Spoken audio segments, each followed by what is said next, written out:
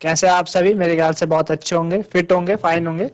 हम class 12th chemistry कर रहे हैं, जिसमें कि हमारा ऑनगोइंग चैप्टर सॉल्यूशन, और सॉल्यूशन में हम ऑस्मोटिक प्रेशर, जो चारों ऑस्मोटिक प्रेशर है वो हम कर चुके हैं। सॉरी, चारों कॉलिगेटिव प्रॉपर्टी हम कर चुके हैं, जिसमें कि fourth colligative property osmotic pressure हमने की थी अपने प्रीवियस लेक्चर में। हमने न्यूमेरिकल किए थे उससे रिलेटेड, और फिर हमने क्या स्टार्ट किया था, हमने कुछ तरीके के सॉल्यूशन स्टार्ट किए थे रिलेटेड टू ऑस्मोटिक प्रेशर। हमने बात की थी अगर ऑस्मोटिक प्रेशर दो सॉल्यूशन लिए जाए और उनके ऑस्मोटिक प्रेशर को कंपेयर किया जाए तो हमारे पास तीन अलग तरीके के सॉल्यूशंस आते हैं, जिसमें कि सबसे पहला हमने आइसोटोनिक सॉल्यूशन हमने देखा था कि जिसमें कि जिनके दोनों के ऑस्मोटिक प्रेशर सेम होते हैं, है ना, सेम होते हैं सेम टेम्परेचर में।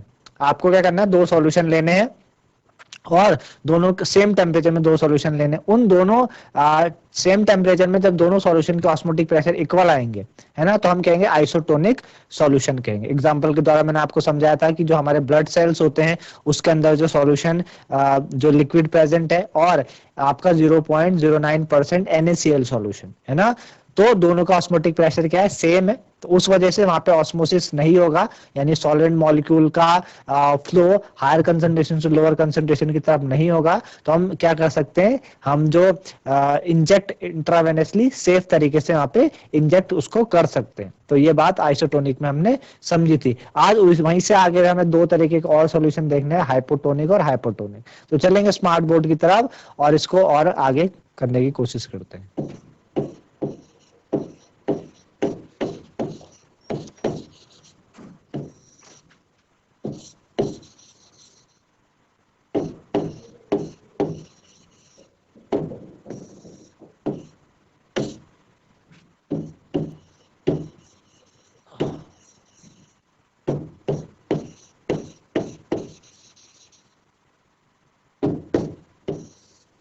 ठीक है ना, तो हमने अलग अलग तरीके के सॉल्यूशन की बात कर रहे थे हम। तो आज हमारा जो नेक्स्ट टॉपिक है, हमने समपरा सारे विलयन हमने पढ़ लिए थे, यानी हमने आइसोटोनिक सॉल्यूशन हमने किए थे।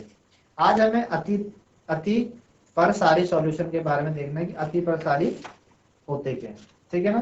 तो सबसे पहले अगला second one is hypotonic.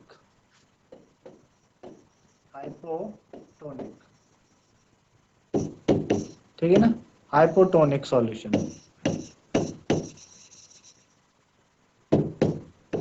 Second one is hypotonic solution. तो हाइपोटोनिक सॉल्यूशन क्या होते हैं? हाइपोटोनिक वो सॉल्यूशन होते हैं जिनमें कि आपके जो ऑस्मोटिक प्रेशर है वो कम होगा, है ना। हमारे पास क्या होगा, ऑस्मोटिक प्रेशर कम होगा। ये हमारे पास क्या है, इस तरीके से दो सॉल्यूशन है। एक हमारे पास ये है सॉल्यूशन 1, ठीक है, और ये है सॉल्यूशन 2।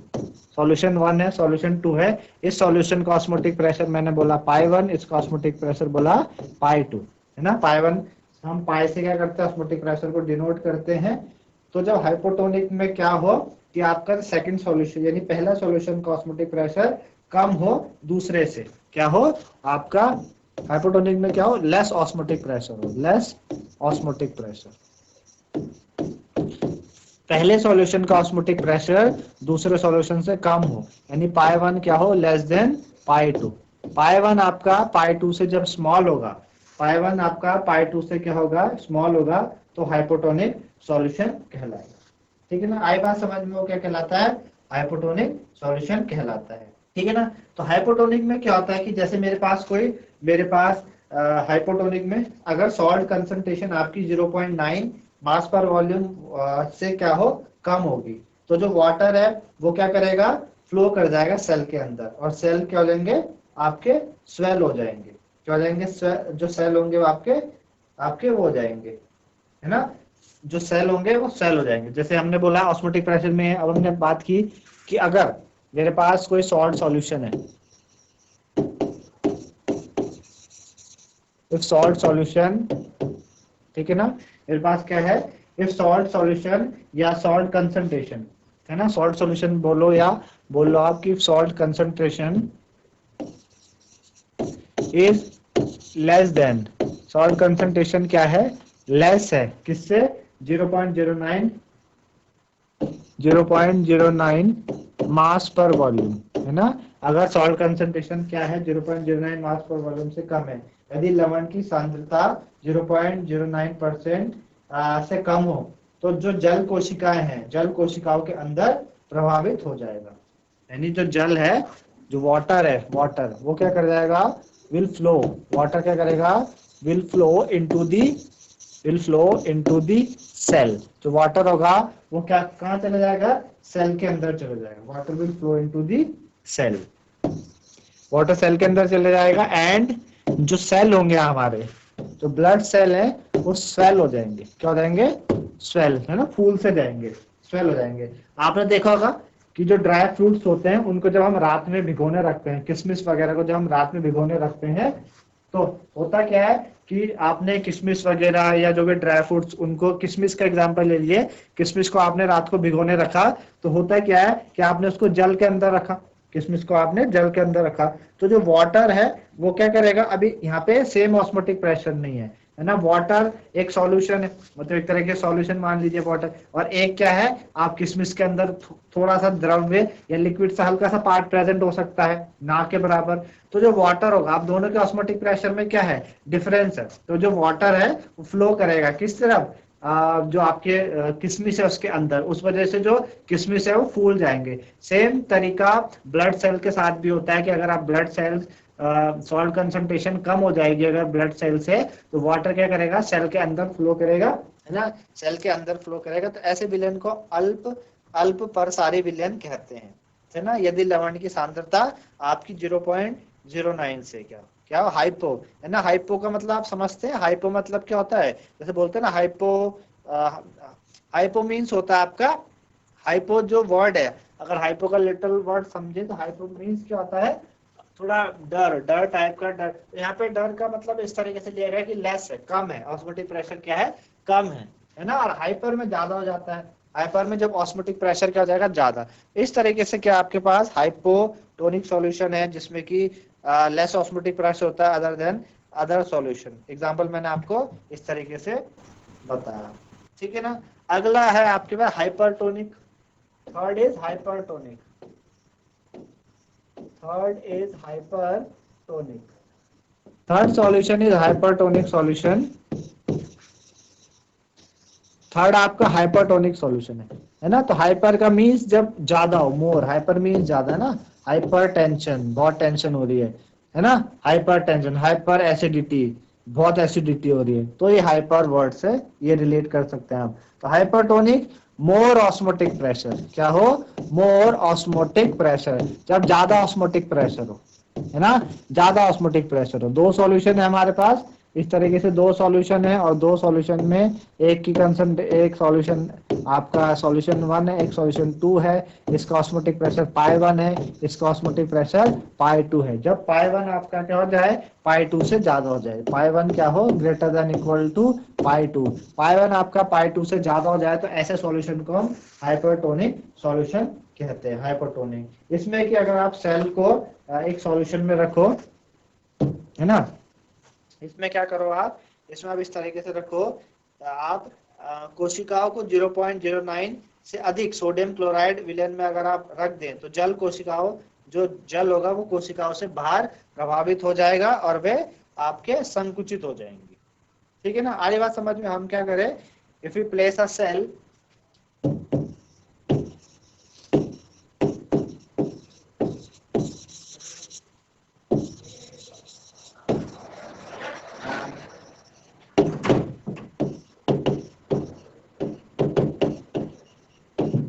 ठीक है, if you place a cell containing 0.09% mass by volume sodium chloride, है ना, NaCl, NaCl, तो जो वाटर है, वाटर, है ना, जो पानी है, अगर आपने क्या करा, सेल को किस सॉल्यूशन में रखा जिसमें 0.09% से ज्यादा सोडियम क्लोराइड है, तो water will flow out of the cell, जो वाटर है will flow out of the cell,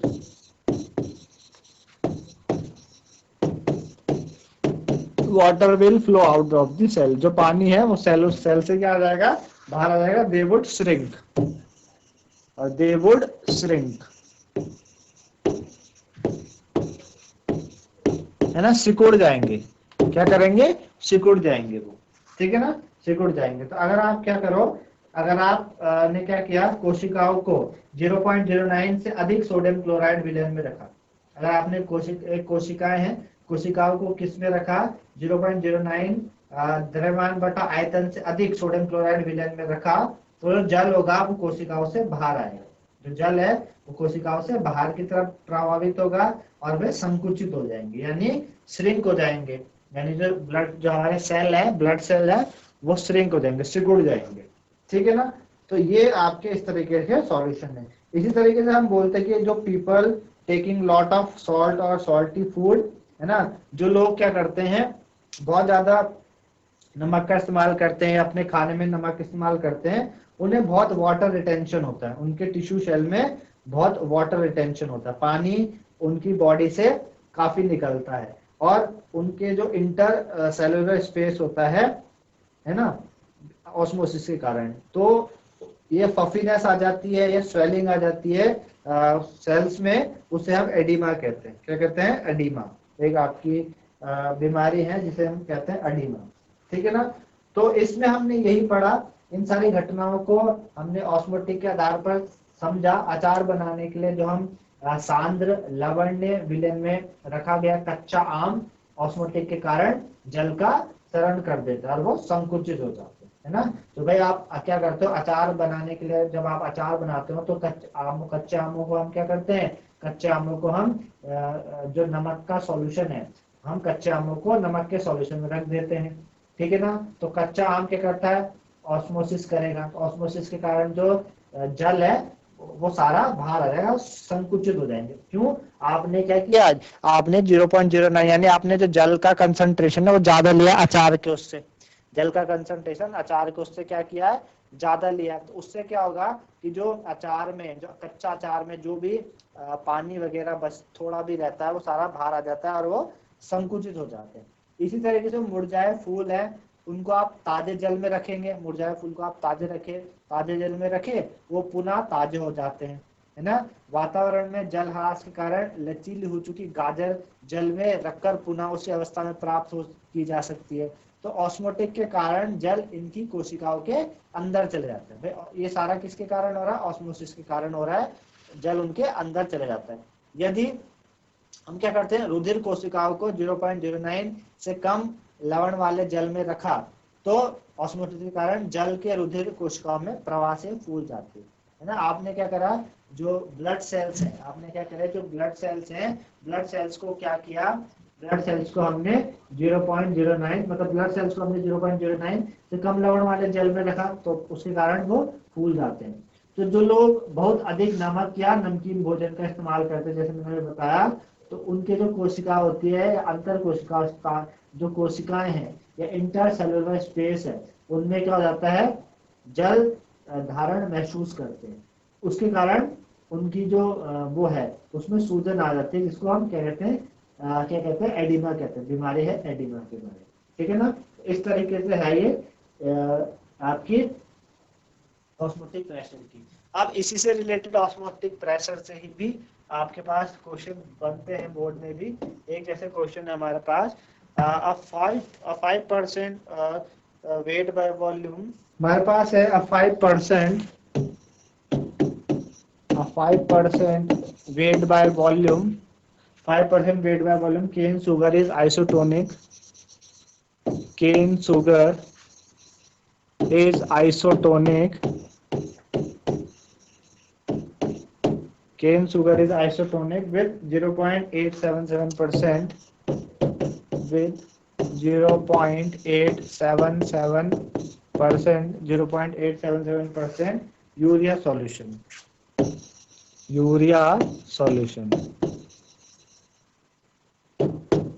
Now 5% weight by volume cane sugar is isotonic with 0.877% urea solution. If molar mass of cane sugar is, if molar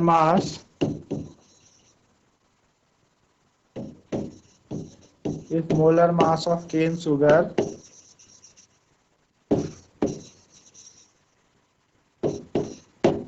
is 342, calculate molar mass of urea. 342, calculate molar mass of urea, calculate molar mass of urea, urea का molar mass निकालना, ठीक है।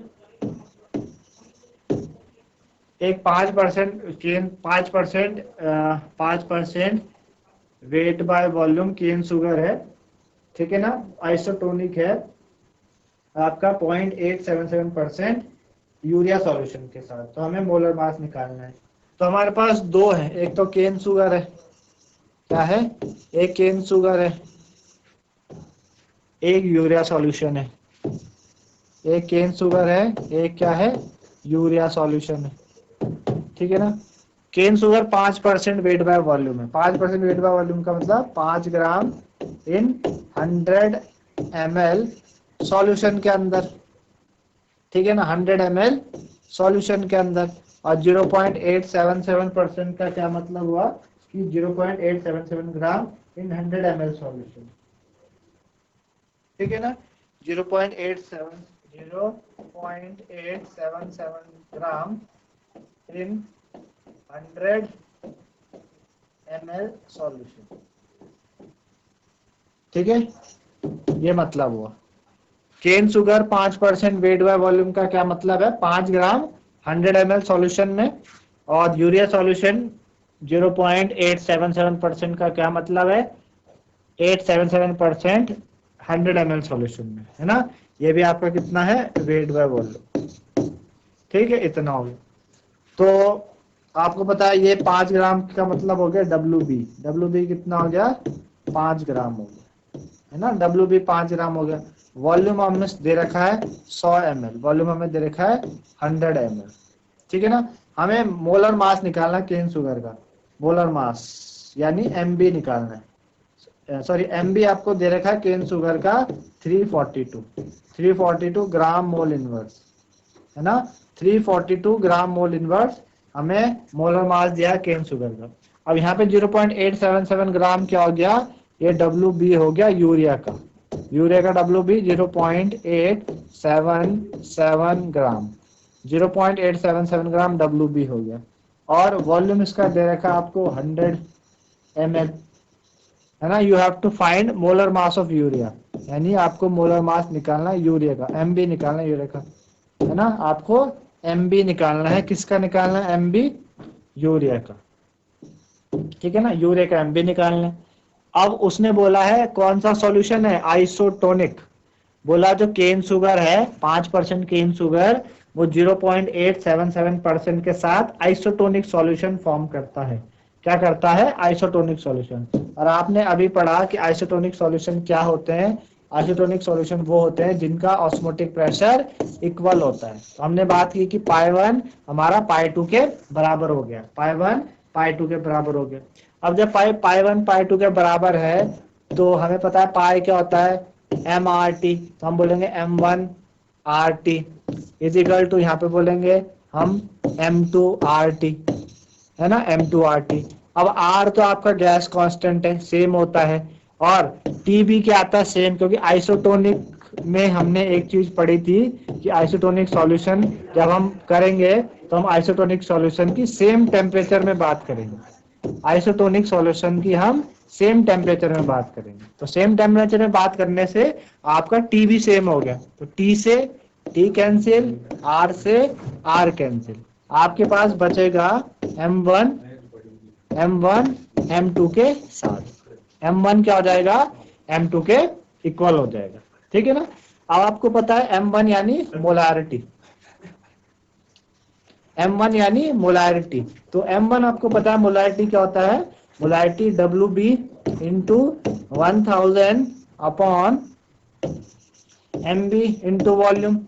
Same इसी तरीके से यहाँ पे भी हो जाएगा, WB into 1000 upon MB into volume, ठीक है ना। तो इधर केन शुगर है, M1 की मोलारिटी केन शुगर की है, इधर यूरिया की है। तो केन शुगर आपका WB कितना दे रखा है, 5 ग्राम, तो इधर पुट कर लो आप 5 ग्राम, है ना, इंटू 1000 अपॉन आपका MB कितना है, 342 है, 342 पुट कर दिया, है ना। और वॉल्यूम कितना दे रखा है आपको, 100 ml में किया था हमने, तो इसको 100 ml, 1000 से हमने इसलिए किया मल्टीप्लाई ताकि उसको लीटर में चेंज कर सके, है ना, इतना हो गया।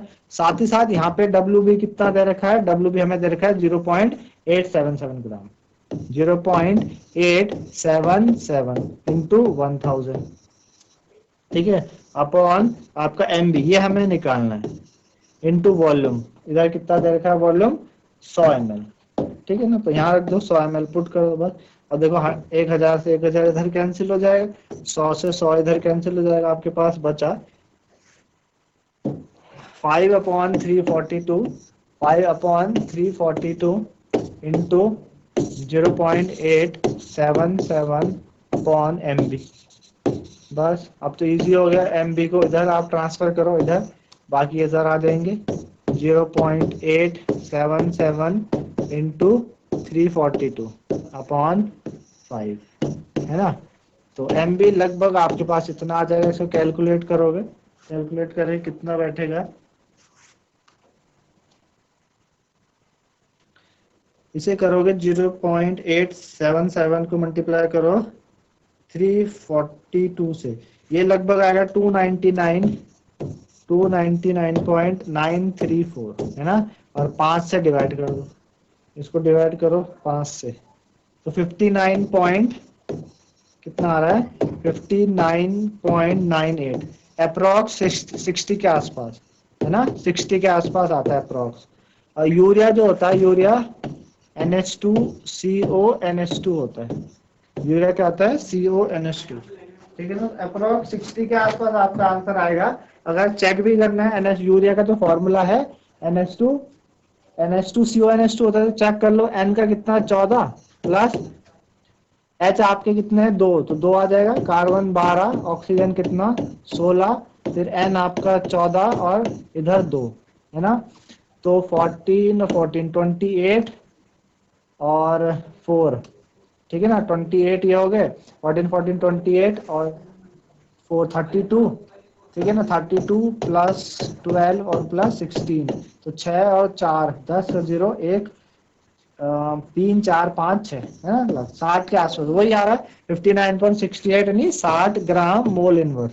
तो इस तरीके से करना, और आपको कुछ नहीं करना, क्वेश्चन पढ़ना है। क्वेश्चन क्या है कि भाई केन शुगर है, आइसोटोनिक है, इसके साथ मोलर मास केन शुगर का निकालना है, कुछ बस आपको दे रखा, जो जो आपको दिया, आइसोटोनिक का मतलब मैंने बताया था ऑस्मोटिक प्रेशर सेम होता है, पुट करा, RT तो कैंसिल हो जाएंगे, बचेगा मोलैरिटी, पुट करके जो निकालना है MB इधर से आ जाएगा। तो इस तरीके से ये करना था। तो इस तरीके से बच्चों आज आपने देखा दो हाइपरटोनिक और हाइपोटोनिक सॉल्यूशन के बारे में समझा, और साथ ही साथ न्यूमेरिकल करा उससे रिलेटेड। मेरे ख्याल से आप लोगों को समझ में आएगा। तो आज के लिए इतना ही, धन्यवाद, हैव अ नाइस डे।